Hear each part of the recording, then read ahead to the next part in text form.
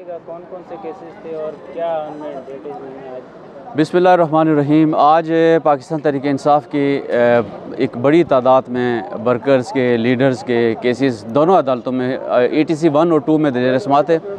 ATC 1 में जो ज़्यादातर केसेस थे वो 4 अक्टूबर और 26 नवंबर के जो रिसेंटली जो चलान सबमिट हुए हैं उनके केसेस थे, जिसमें अभी ज़ाहिर है उसमें हाज़िरियाँ होनी हैं। बहुत सारे हज़ारों की तादाद में वर्कर्स हैं और बहुत सारे केसेस ऐसे भी हैं जिसमें अभी तक बहुत सारे लोगों की ज़मानतें भी नहीं हुई हैं, वो भी सब जुडिस हैं यहाँ पर इसी कोर्ट में। तो इसलिए ये लंबा सिलसिला है जो चलेगा। उसके साथ साथ जो ATC 2 में जो केसेस थे वो इम्पॉर्टेंट केसेस इस हवाले से थे कि 2022 के भी केसेस थे, 2023 के भी केसेस थे। 22 का एक केस था फैसल जावेद का, 1240 नंबर मुकदमा थाना इंडस्ट्रियल एरिया का। ये केस थोड़ी सी अहमियत इस हवाले से इख्तियार कर गया कि चूँकि इसमें प्रॉपर्ली ट्रायल स्टार्ट कर दिया गया है और इस केस में पहले पिछली गुज़श्ता तारीख पेशी पे 2 इन चीफ हुए थे और अब इन बाकी जो केसेस हैं उन केसेस की हद तक जो विटनेसेस हैं उन्होंने तलब किए 1 जुलाई के लिए। और आज ये भी इंदिया दिया गया है कि इसको हम डे टू डे हेयरिंग करेंगे। नॉर्मली हमेशा हाई कोर्ट की तरफ से, सुप्रीम कोर्ट की तरफ से डायरेक्शन होती है तो इस तरह की डे टू डे हेयरिंग होती है। नॉर्मली केसेस में डे टू डे हेयरिंग इसलिए नहीं होती है कि अगर आप जितने जल्दबाजी में कोई ट्रायल करेंगे तो उसमें इंसाफ को के कत्ल होने का चांसेस ज़्यादा होते हैं। तो आज हमने रिक्वेस्ट भी किया, लेकिन यह कि देखते हैं अब जज साहब हमें कितना रिलैक्स करते हैं और कितना इजी करते हैं ताकि हम इस फाइल को प्रॉपर्ली पढ़ सकें, देख सकें और उसके बाद प्रॉपर ट्रायल कर सकें। क्योंकि इसमें बड़े राइट हमारे इन्वॉल्व हैं इस केस में। ये 2022 से केस है। इसी केस में वो लोग जो पाकिस्तान तहरीक इंसाफ छोड़ गए उनको यहाँ से बाइज़्ज़त बरी कर दिया गया, लेकिन एक ही केस में 2 तरीके से ट्रीट किया जा रहा है। जो लोग पाकिस्तान तहरीक इंसाफ के साथ मौजूद हैं उन केसेस को आज चलाया जा रहा है और जो लोग पाकिस्तान तहरीक इंसाफ को छोड़ चुके हैं उन केसेस को ख़त्म कर दिया गया। साथ में 143 और 3 नंबर CTD की 2 FIR थी। 18 मार्च 2023 को ये मुकदमा दर्ज हुए थे और एक 128 नंबर मुकदमा था थाना बाराकों का। ये वो मुकदमात हैं 3 जिसमें इमरान खान साहब भी शामिल हैं एज ए एक्यूज़।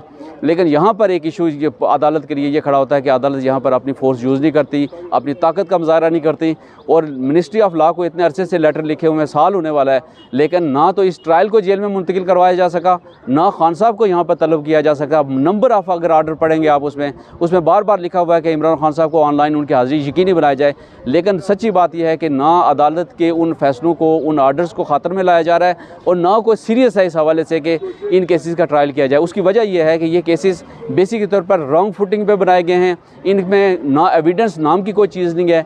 एबेटमेंट की सारी सेक्शन 109 की हद तक लगाई गई हैं खान साहब पे, जो कि किसी तौर पे भी ना कोई स्ट्रॉन्ग एविडेंस मौजूद है, ना ये केस साबित किए जा सकते हैं।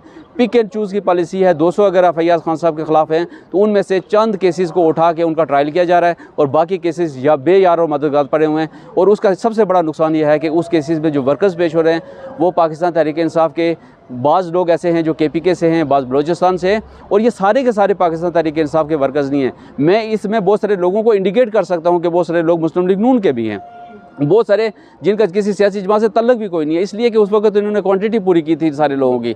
लेकिन अब चूँकि हमारा फ़र्ज़ बनता है बीइंग ए लीगल टीम कि हम सारे लोगों को एक ही तरीके से ट्रीट कर रहे हैं और जब भी वो अदालत में आते हैं हम ये डिस्टिंग्विश नहीं करते हैं कि ये कौन सी जमात से तल्लुक रखता है। हम ये ज़रूर सोचते हैं कि ये पाकिस्तान तहरीक इंसाफ के किसी इवेंट में ये FIR में दर्ज किए गए हैं जिसकी वजह से हम उनका केस लड़ रहे हैं। और मुझे उम्मीद है आखिरी देखें ना, अदालतों से अगर आप नाउम्मीद हो जाएं तो फिर वो जंगल का कानून होता है। हमें फिर भी आज भी उम्मीद है कि अदालतें हमारा इंसाफ करेंगी और इंसाफ हमें इन्हीं अदालतों से इंशाल्लाह ज़रूर मिलेगा। और मिचल के भी ज़रूरत में वासिक क़य्यूम और आमिर बिन मसूद के, तो अदालत ने बहुत भरमी का इज़हार नहीं, उसमें ये था कि ये 1240 फैसल जावेद वाला केस है। उसमें जज साहब ने, चूँकि हैदर बिन मसूद हमारे वकील हैं और आपको पता है प्रोफेशनल ड्यूटीज़ ऐसी होती हैं कि उन्होंने अदालत में पेश होना होता है, तो आज भी उनको चूँकि अदालत में पेश हुए थे तो उसके हवाले से वो कह रहे थे कि वो उनका चैम्बर का को उन्होंने जिक्र किया कि उनको आना चाहिए यहाँ पर अदालत में, सुबह सुबह पेश होना चाहिए। मैं देखता हूँ कि उनके मैं वारंट निकालता हूँ और उनके वारंट मनसूख कौन करता है। और साथ में वासिक क़य्यूम के हवाले से, हालांकि वासिक क़य्यूम हर डेट ऑफ हेयरिंग पे पेश होते हैं और आज पता नहीं किसी वजह से वो नहीं आ सकें, तो उनके हवाले से उन्होंने कहा था जी कि जैसे मैंने प्रीवियस ही किसी के अक्यूज़ के वारंट निकाले थे और साथ में मिचल के मनसूख किए थे, तो इसी तरीके से मैं इनकी भी एक्सरसाइज करूंगा। लेकिन अभी तक मिचल के मनसूख नहीं हुए हैं और 1 जुलाई को इसको फर्दर देखा जाएगा केस को।